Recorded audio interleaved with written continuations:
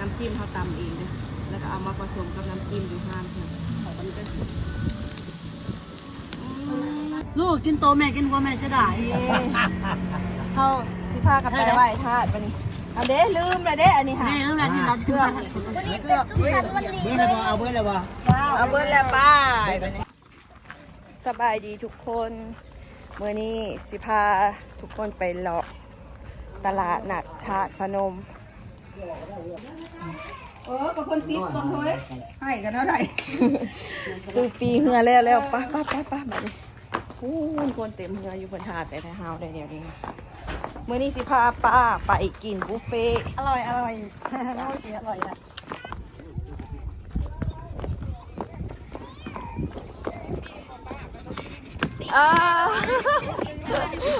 โอ้โห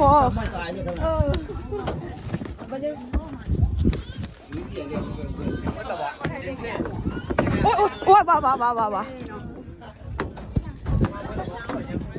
จะไปก็ไปกันนัดกันเนาะไปแล้วไปเลยยังไงเฮ้ยได้ยังคนหนึ่งได้มือขาดได้ที่ไปซื้อยังก่อนตัวนะที่ไปกินนะกินซูชิรอบโดนัทไปจักเถื่อแล้วเคยไปจักเถื่อแล้ว5 เถื่อรอบนี้5โอ้หลายบ่อยไปรอบที่5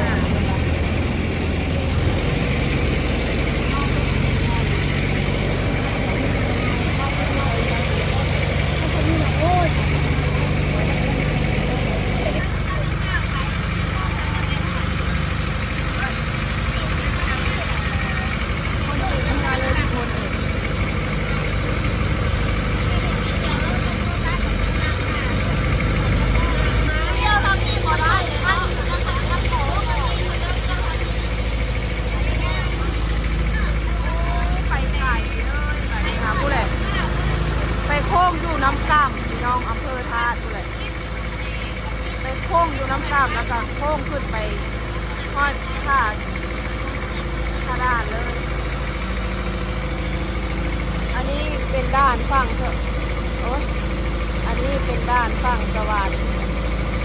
ทางนี้ก็สะดวกสบายเหมือนกันอยู่นี่สะดวกสบายบ่อนจอดรถกว้าง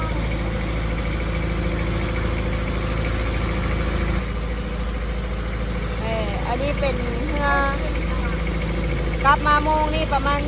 9 โมง 10 โมงจะเป็นเรือแม่ค้าเช้าขายแม่ค้าบ้านเฮาเพิ่นไปขายเครื่องขายของ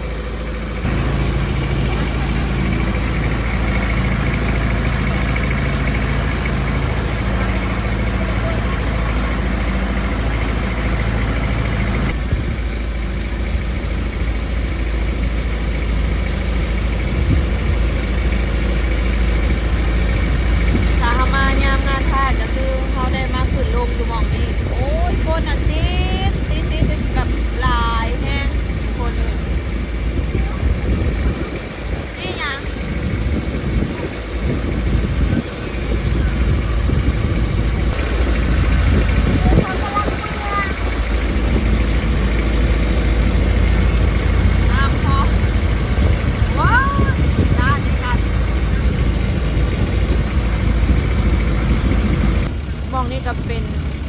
บอนคนสินค้าที่แบบไล่ๆนะคนคือนี่คณะที่นอนนี่เอาเมื่อขายบ้านเฮาเนี่ยเอาเมื่อขายประเทศลาวบ้านเฮาก็คือเอาลงมองนี่เครื่องแบบลายๆก็คือเอาลงมองนี่เบิร์ดอันนี้จะเป็นเมื่อฝั่งขมวดทางเบิร์ดเดินนี่เด้อฝั่งนี้นะแต่ว่าอีกฝั่งนั้นฝั่งมันเหนือนั้นจะเป็นเมื่อทางฝั่งตะวันก็ไม่ค่าเช้าขายมันก็มาขายแล้วก็มาซื้อเมื่อขายอยู่พุ่นอาทิตย์หนึ่งที่นี่2 มื้อเด้อจะมีวันจันทร์กับวันพฤหัสวันพฤหัสนั่นแหละให้เบิ่งทุกคนเมื่อลำนี้กับคนสิออกเมื่อเต็มลำทางหน้าก็เต็ม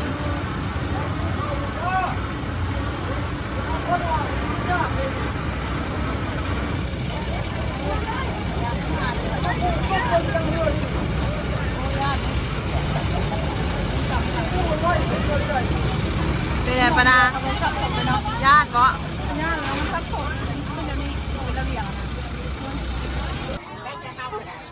ให้เขาเจ้าออกก่อนทางหน้าไปยู่สะเขียวอัน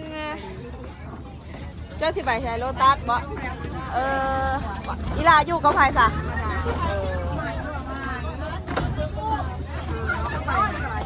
โอ้ยพาปานางมากินบุฟเฟ่เพิ่นมาแต่เวียงเพิ่นเราอยากไปกิน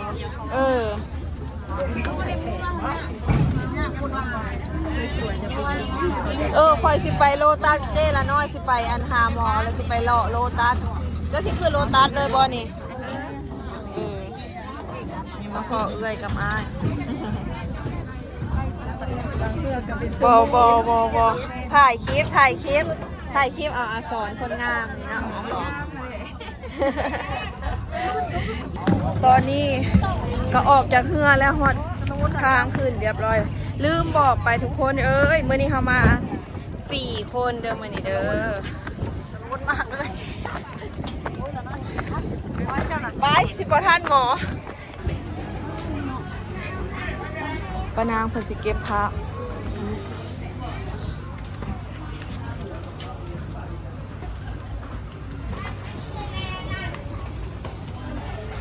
โอเคทุกคนตอนนี้ก็จำบัตรจำอย่างแล้วเรียบร้อยแล้วตอนนี้สิพามาหรอกเปิดตลาดก็ยังโชคดีอยู่เพิ่นบ่ทันได้เก็บเนาะทันได้เก็บตลาดเดี๋ยวสิถ่ายชมมันที่ถ่ายชมบรรยากาศให้เบิ่งเด้อทุกคนเด้อตอนนี้นะก็จึงได้ออกมาหลอกผู้เดียวนะคือบัตรป้านะบ่มีเนาะต้องได้เฮ็ดบัตรอัน50 บาทก่อนบัตรประจำตัว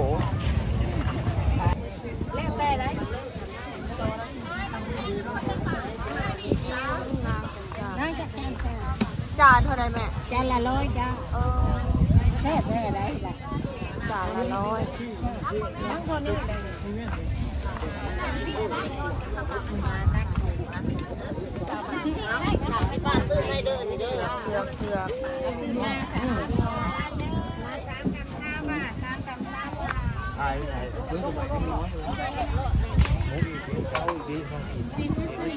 นี่แหละพี่น้อง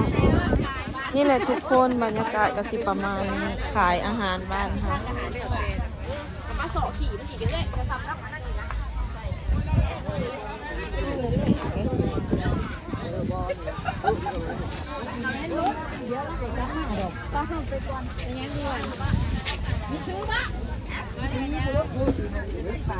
เดี๋ยวสิเลาะแล้วจังสิกลับอาหารเราเดินก็มือทางโน้น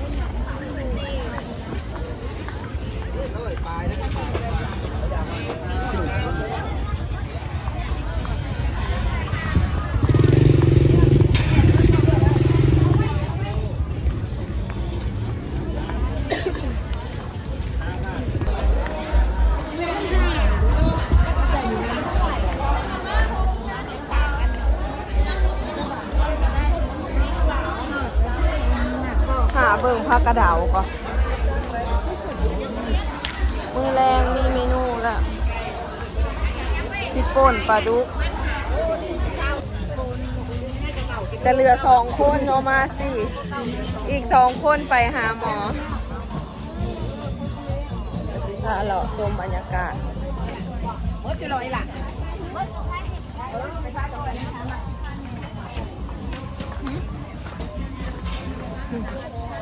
หมักม่วงน้อยอยากซื้อผักกระเดาเดี๋ยวนี้ไปเลาะหาผักกระเดาก่อน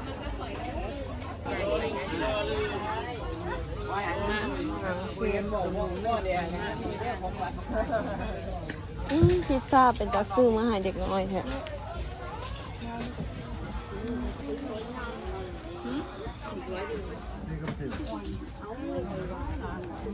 หอยเดือค่ะหอยเดือโลจักบาทโลจักบาทโอ้180 บาท180 บาทกำลังไต่เป็นๆอยู่ สดสด ปูแดงบ่จ้า อันนี้ปูแดง ปูแดงไข่บนนี้ ไข่ก็มีตัวแม่มันด้วยนะตัว150ตัวแม่บ่มันเดือ200นะ 436แล้ว ตัวแม่เราส่ง เอาไปจ้ะแม่ล้วนแน่เนี่ย ตัวแม่ล้วนๆเลยเนาะ แม่ล้วน ไปหลอกมึงก็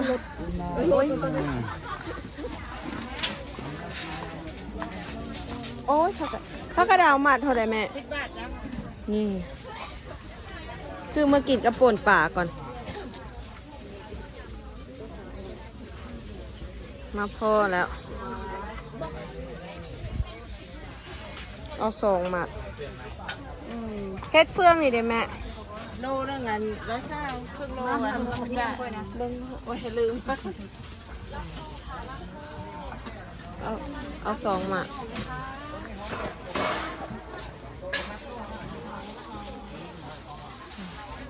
ได้แล้วผักกระเดาซื้อมากินกับลาบป่ามื้อแรงจ้าเอา2 หมัดได้แล้วเนี่ยซื้อจะเอามากินกับป่นปลาดุกนาแซ่บๆลมแมลงตอนนี้เขากำมาเลาะ2 คนสายเดียว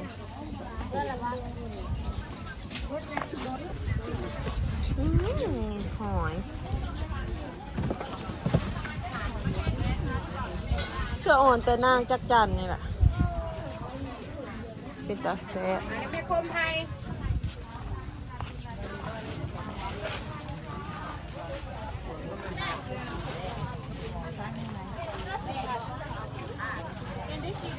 รอทุกคนทามาแต่เศร้ากว่านี้นะคือแม่ค้านี่สิเต็มเลย แต่ว่าอันนี้มีนะมาสวยแล้ว11 โมงเลย แต่ก็ยังดีที่เพิ่นบ่เลิกตลาดปะเอาอันหนึ่งไม่อย่างก็เขาเอิ้นนะพี่ มะพร้าวแก้วแต่มะพร้าวโหนั่น นี่จ้า เรียกมะพร้าวแก้ว ชื่อมะพร้าวแก้วก็ชิมเลยทุกคนแซ่บเหนียวนุ่มมัน เลือกพักดอกอันนี้นะ ดีทางโดดเลยนะเราจะเอาออกนะเดี๋ยวผมโซนอันนี้นะคะบ้านเราดีทางลุ่มแซ่บ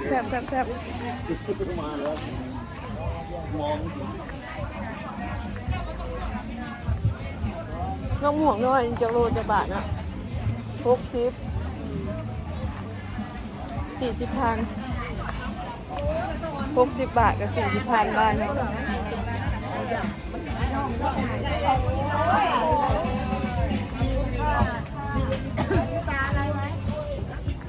ป้าไปนี่ไปขึ้นรอบอันนี้ครับ ไม่นะ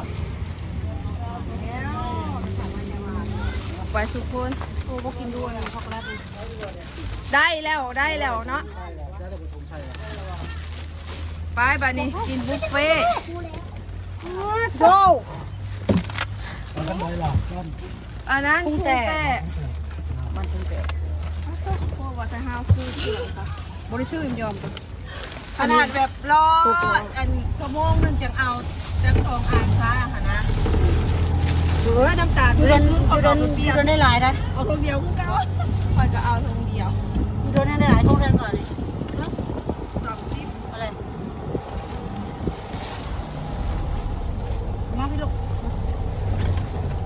เรากินบุฟเฟ่อยู่นั้นมันเซ็กอยู่เมื่อมันเป็นมือนี่ขนาดยังไม่ได้เมื่อหรอกวันพาดนี่เอาขึ้นเงินเนาะ โอ้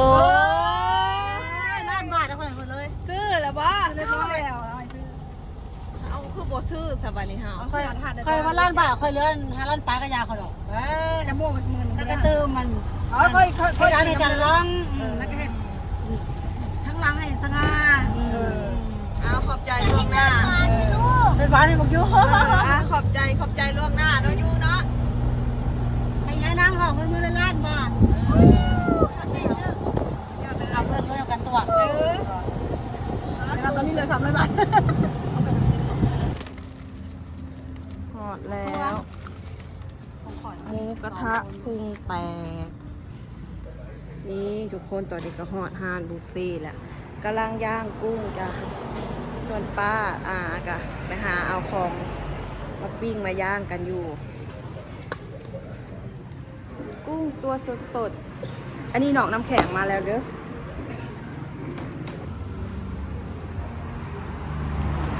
ตัวนี้สุกแล้วเป็นตาแซ่บบ่ทุกคน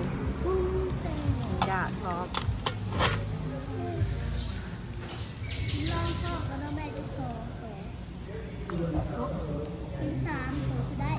กินโลดโล่งเราจะโล่งสบายไม่มีแข็ง ตอนนี้กระทำหน้าที่ย่างไปก่อนจ้ะย่างหลายๆแล้วจะกินน้ำหลัง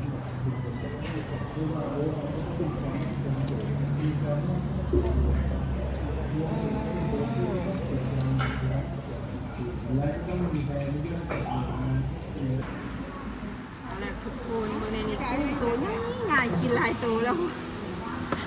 เริ่มลงมือแล้วหิวแห้งอันนี้ตามเดี๋ยวจิ้มหัวกุ้งโอ้ยจักเพชรจักม่อนบ่าย กระซิบบ่ายไปเนาะ หรือยังน้ำจิ้มเขาตำเองเลยแล้วก็เอามาผสมกับน้ำจิ้มอยู่ห้างเพื่อนของมันก็แซ่บนี่ด่าเนาะโรจันนากมู หิวเลย หิวเลย ได้กินเขาเช้าแล้ว อย่างเจ๊เอา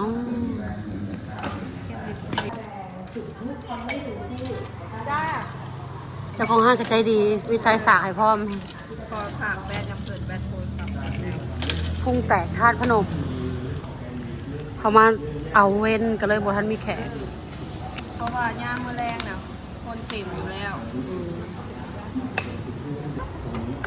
กินแท้กินว่าอิ่มแล้วบอกปะนา ยังน้อยหนึ่ง15% ยังประมาณ 15%ได้เช้าแล้วยังเช้าเดี๋ยวละน้อยส่วนมิวนี่อิ่มเด้อแล้วเนาะยังไปเอามาใหม่อยู่เพิ่นว่ายัง30เพิ่นว่า30%กินอิ่มมาร้านกุ้งแต่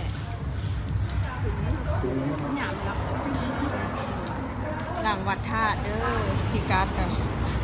หน้าปั๊มเซลอ่ะ นี่มองว่าให้แพ้เขาให้200 ฮะโอ้ยทานอยู่ดอกเมื่อน่ะ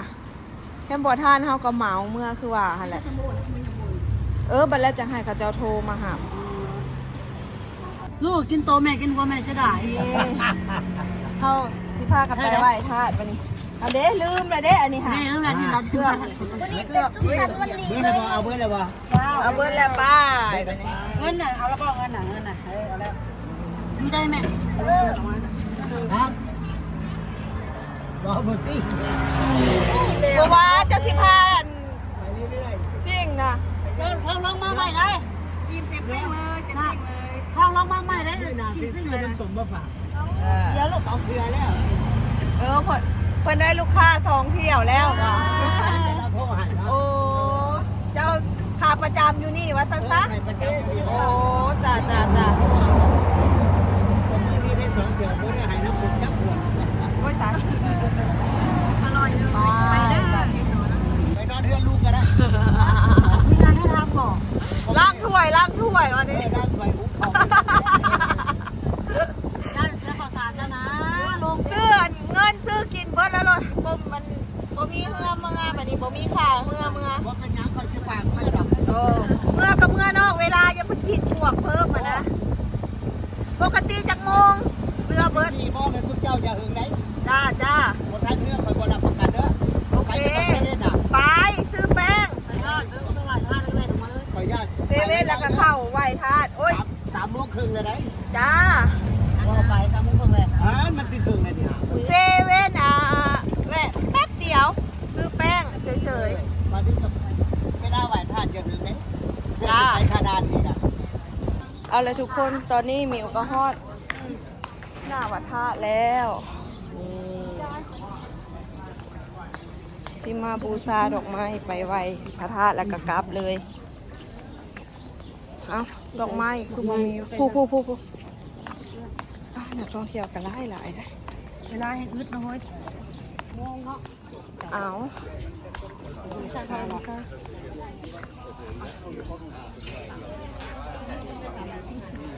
ความหนึ่งสามอะไร จักจักบาทถามก็จะ เหลือมากเลย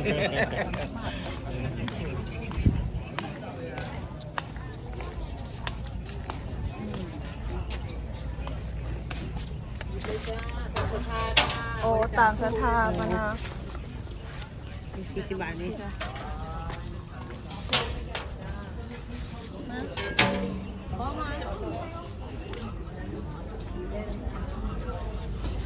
พอดอกดาวเรืองไป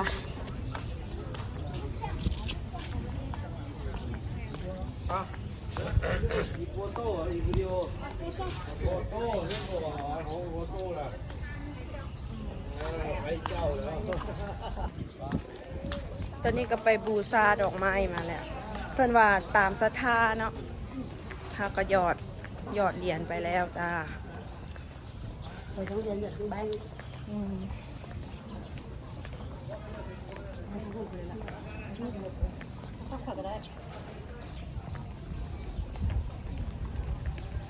คอยกระถ่ายได้ถ่ายให้หน่อยเด้อ เลยเวลาอึดเฮ้ยวะ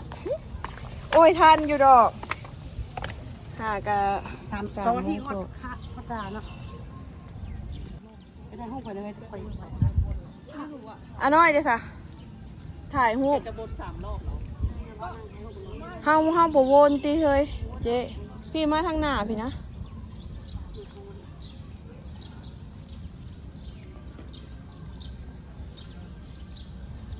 กาดอยู่หน้าเลยไปแล้วไหมข้าวก้อนแล้วไหม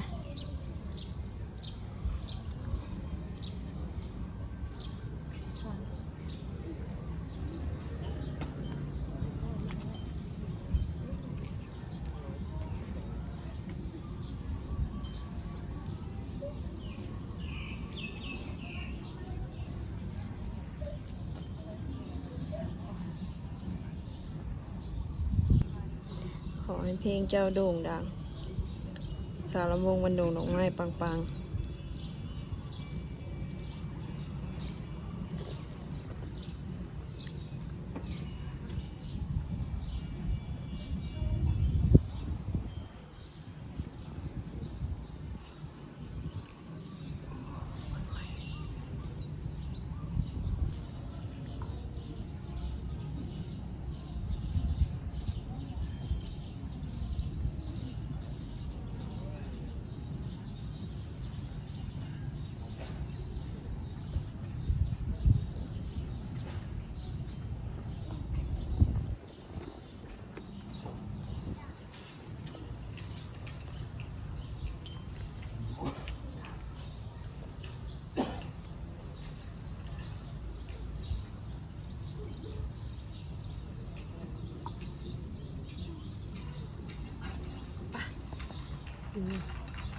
โอเค